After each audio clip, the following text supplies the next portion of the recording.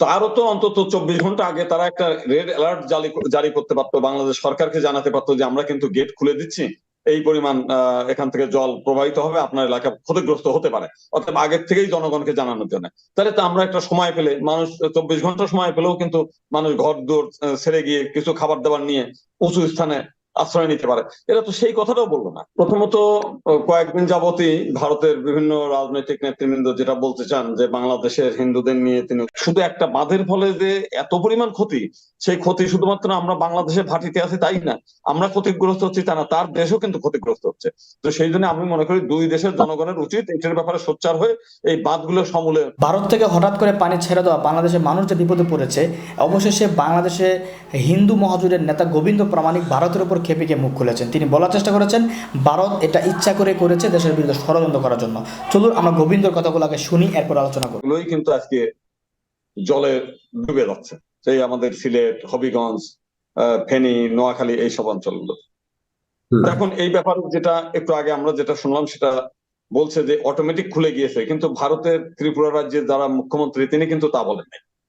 উনি বলতে চান যে ওইখানে ডুম্বুরের যে বিশাল গেট, ওখানে 41 কিলোমিটারের একটা জলাধার আছে, সেটা অতিরিক্ত বৃষ্টির ফলে প্রচুর পরিমাণ জল মানে জমা হয়ে গেছে এবং বাঁধ ভেঙে যাওয়ার একটা উপক্রম মানে হচ্ছিল।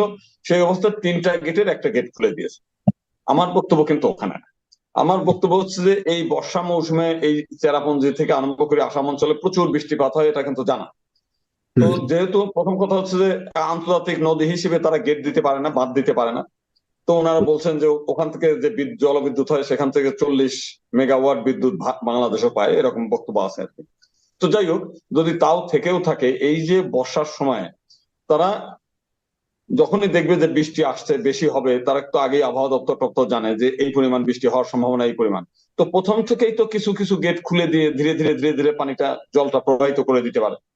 তো সেই জিনিসটা না করে ওখানে আবদ্ধ করে সেখানে উঠতে পড়া, টইটুম্বুর অবস্থা করে তারপরে ছাড়া, মানে তার মানে তো তাদের যে একটা নীতি নৈতিকতা এমনকি দূরদর্শিতার এটা বড় ধরনের অভাব। আজকে যতই তারা এটাকে ছাপাই যাচ্ছে যে আমরা এখানে বাঁধ ভেঙে গেলে আরো মহা বিপর্যয় হতো, সেই জন্য আমরা একটা করে খুলে দিয়েছি, 3টার মধ্যে একটা খুলে দিয়েছি, এরকম কথাবার্তা বলছে। সেখানেও ঠিকই আছে যে সেখানেও 330টা তারা আশ্রয় শিবির করেছে, সেখানেও হাজার হাজার মানুষ আশ্রয় নিয়েছে, সেখানেও ডুবে যাচ্ছে। তো সেটা ডুবতেই পারে, প্রাকৃতিক যে ঘটনা সেটা হতেই পারে। কিন্তু আমার বক্তব্যটা হচ্ছে এই জলটা একসঙ্গে জমতে দিচ্ছে কেন তারা? প্রথম থেকে বর্ষা মৌসুম থেকে ধীরে ধীরে ছাড়লেই হয়ে যায়, তাহলে তো আজকে মানে আমরাও ডুবি না, যেহেতু তারাও এই ডুববে না। যেহেতু এই জল ছাড়লে বা জল ধরে রাখলে উভয় পক্ষ যেহেতু ক্ষতিগ্রস্ত হবে, তাহলে উভয় পক্ষের সাথে কেন আগে কনসাল্ট করলো না? দুই দেশের রাইট। কর্তৃপক্ষ কেন একসাথে বসে এটা নিয়ে কি কি হতে পারে এ নিয়ে কেন এবং তারা আলোচনা করলো না?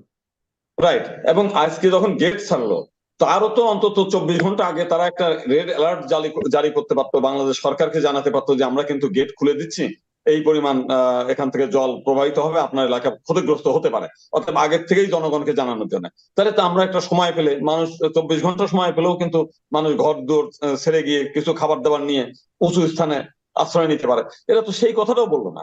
এরা তো বাংলাদেশ সরকারকে অবশ্যই এটা তো একটা মানে নৈতিকতা, এটা দায়িত্ববোধ থেকেই তাদের এই কাজটা করা উচিত ছিল, তারা কিন্তু সেই কাজটা করে নাই।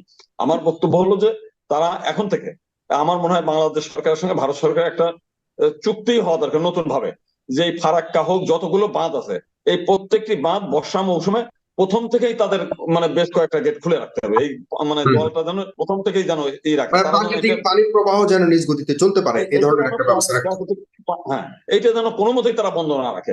যতটুকু তাদের, তারা যেহেতু বাদ দিয়েছে জলবিদ্যুৎ উৎপাদন করে কিছুটা করুক, আর একটা অংশ যেন সবসময় প্রবাহিত হতে থাকে, আমাদের এই যেন নদীগুলো চর না পড়ে যায়। এবং আমাদের দেখছি আজকে এই যে ইলিশ মাছের প্রজননও কমে যাচ্ছে, আমরা পদ্মা নদীতে এখন ইলিশ মাছ পাই না, কারণ হচ্ছে নদীর প্রবাহ নাই, সমস্ত জায়গায় চর পড়ে গেছে।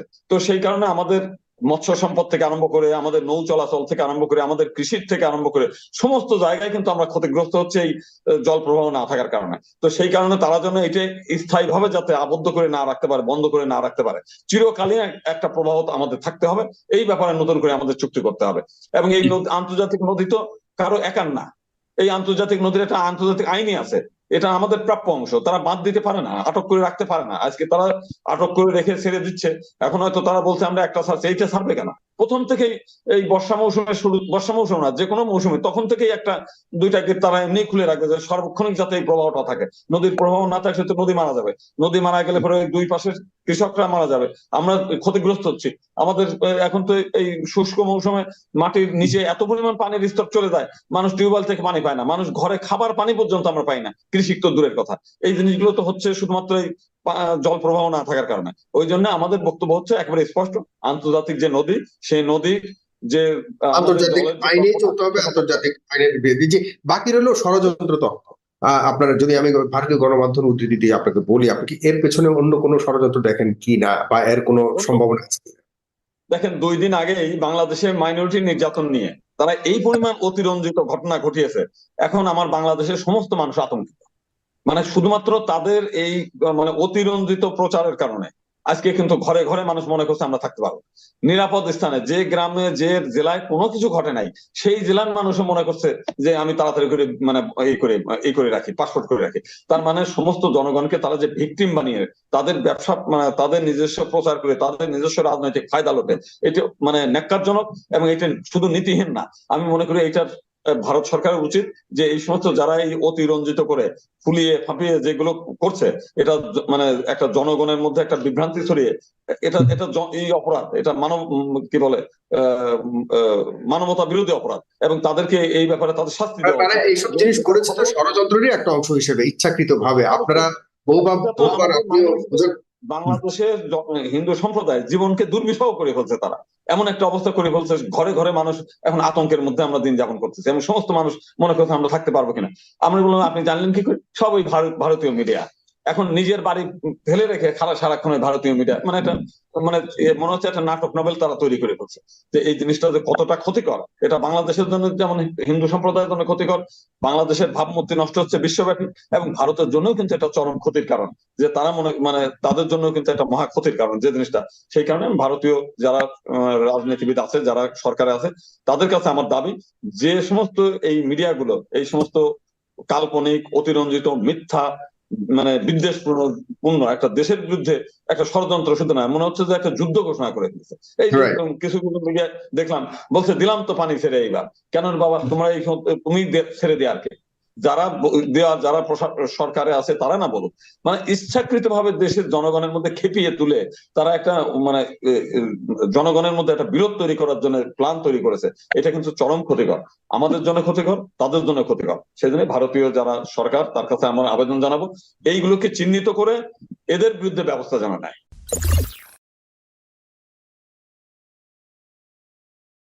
এখন ওই মানে বিষয়টা হচ্ছে আমি প্রথম থেকেই বলি যে এরা কিন্তু ইচ্ছা করলে ধীরে ধীরে, আগে যেটা বলেছি, ধীরে ধীরে এই জলের প্রবাহটা ছেড়ে দিতে পারে। যখন বেশি বাড়ছে তখন কিন্তু আমাদের এই নদীর নাব্যতাও থাকে, স্রোতও থাকে, সবকিছু। তারা তো তা করছে না, একেবারে বন্ধ করে দিয়ে তাদের ওভার ফ্লাড যখন হচ্ছে তখন ছেড়ে দিচ্ছে। এতে কি হচ্ছে, তাদের ওখানে প্রচুর ভূমিধস হয়ে গেছে, তাদের অঞ্চলগুলোর কিন্তু ভূ প্রকৃতি নষ্ট হয়ে যাচ্ছে। এবং আমি বলছি যে এটা যেমন আমাদের ক্ষতি, তাদের জন্য ক্ষতি। তো সেই কারণে জনগণ, ওই ভারতের জনগণের এই ব্যাপারে সোচ্চার হওয়া উচিত যে কোনো মানে কোনো বাঁধ থাকবে না, এবং জলবিদ্যুৎ দরকার নেই। এই এখান থেকে যতটুকু উৎপাদন হয় তার চাইতে আরো আজকাল বহু ধরনের প্রক্রিয়া শুরু হয়ে গেছে। এমন দেখা গেছে যে ফ্রি এনার্জি সিস্টেম নতুন চালু হচ্ছে, আমরা দেখছি বিভিন্ন জায়গায় যে কোনো লাগে না, অটোমেটিক করে। তো সেই আরো আধুনিক প্রযুক্তি তৈরি করে সৌর বিদ্যুৎ আছে, অনেক কিছু আছে, অন্য ধরনের যত যত প্রক্রিয়া আছে সেগুলো করা।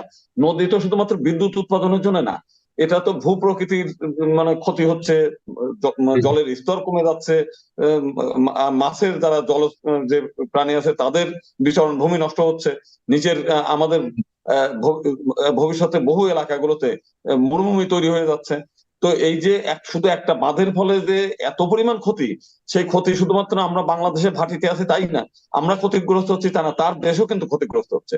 তো সেই জন্য আমি মনে করি দুই দেশের জনগণের উচিত এটার ব্যাপারে সোচ্চার হয়ে এই বাঁধগুলো সমূলে করে দেয়া উচিত। কিন্তু ভারতের তো একটা লক্ষ্য হলো বাংলাদেশের হিন্দুরা যেন ভালো থাকে, খুব বেশি মানে বাংলাদেশের হিন্দুরা এমন একটা অবস্থা যে মায়ের থেকেও মাসির দরদ বেশি, এমন একটা অবস্থা, যা ধরে নিলাম। কিন্তু আপনি কি মনে করেন না বাংলাদেশে থাকা হিন্দুদেরও ভারতের প্রতি এমন আহ্বান রাখা উচিত? একজন প্রশ্ন করেছে আপনার কাছে, যারা এই পর্যায়ে এই যে পানিতে ডুবে যাচ্ছে অনেক হিন্দুরা, কেন এখন হিন্দু কমিউনিটি বলছে না যে আমরা পানিতে ডুবে যাচ্ছি, তোমরা পানি থামাও? না না, এগুলো তো না বলছে, বলতে গেলে যারা জলে ডুবছে তারা তো আর বলতে পারতেছে না, তারা তো অসহায়। বলতে হবে আমাদেরই, আমরা যারা মানে সচেতন মানুষ তাদের আমাদেরই বলতে হবে। মূল বিষয়টা আপনারা যেটা বলছেন যে ভারত, ওই যে মিডিয়া বলছে যে আমরা বাংলাদেশের হিন্দুদের জন্য কান্নাকাটি করছি।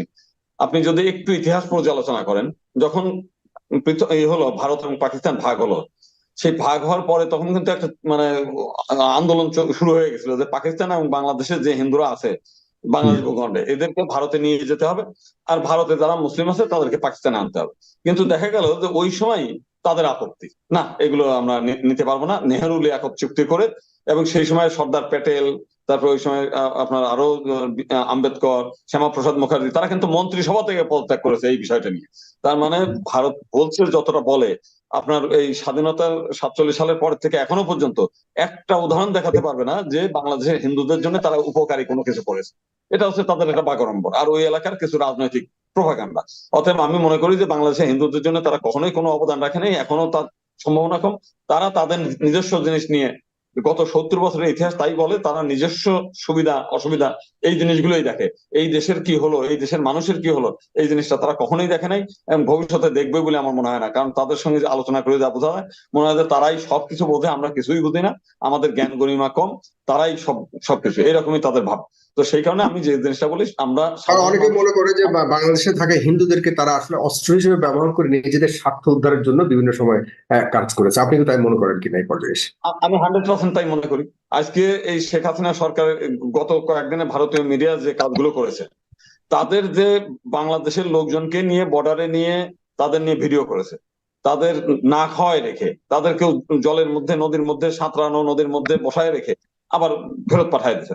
এখন ধরেন ঘটনাক্রমে আমার দেশের ওই অঞ্চলে কিছু লোক যদি খারাপ থাকতো, তাহলে আমরা যখন সব মিলে মানে 20 মাইল 30 মাইল দূরে যায় বর্ডারে দাঁড়িয়ে আছে, তা আমার বাড়ি যদি পুড়িয়ে ফেলতো, আমার মেয়ে এবং আমার বউ যে অরক্ষিত অবস্থায় রেখে গেছি যদি এসে ধর্ষণ করে ফেলতো, আমার গরু বাছুর গুলো যদি নিয়ে চলে যেত, আমি তো সৌভাগ্য মনে করি যে এই উত্তর অঞ্চলের লোকগুলো সেই কাজটা করে নাই। কিন্তু তারা তো এমন একটা পরিস্থিতি তৈরি করছিল যে এই লোকগুলো সব চলে যাক বাড়ির থেকে, পুরুষগুলো, আর বাড়িতে সবগুলো ধর্ষণ হোক, সব বাড়িগুলো পুড়িয়ে যাক, এইটাকে নিয়ে তারা আবার রাজনীতি করে। এরকম একটা, এবং এতে লাভবান কারা?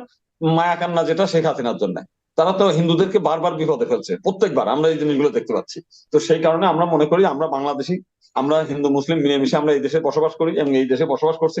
তাদের এই ব্যাপার নিয়ে এই যে তাদের অতিরিক্ত কথা বলা, এটা আমাদের জন্য আরো ক্ষতিকর। এইগুলো আমরা কখনোই চাই না যে আমাদের নিয়ে এত বেশি কথা বলার দরকার নেই।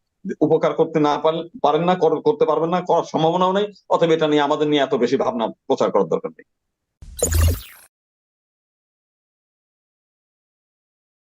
গোবিন্দ প্রামাণিক যে কথাগুলো বলেছে, কথাগুলো বাস্তব সত্য।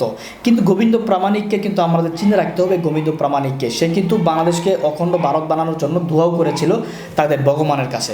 তো গোবিন্দ প্রামাণিক এখন দেশে থাকার জন্য, বাঁচার জন্য এখন কিন্তু ভারতের বিরুদ্ধে একের পর এক কথা বলে যাচ্ছে। যাই হোক, যে কথাগুলো বলা হচ্ছে সে কথাগুলো তিনি বাস্তব বলছেন। ভারত ইচ্ছা করে এই পানি ছেড়েছে এই দেশকে একটা সমস্যা সৃষ্টি করার জন্য, এই ডক্টর ইউনূস সরকারকে সমস্যা সৃষ্টি করার জন্য। তো আমরা চাই ভারত অচিরেই এই পানি বন্ধ করবে, যাতে করে বাংলাদেশের মানুষ সুস্থ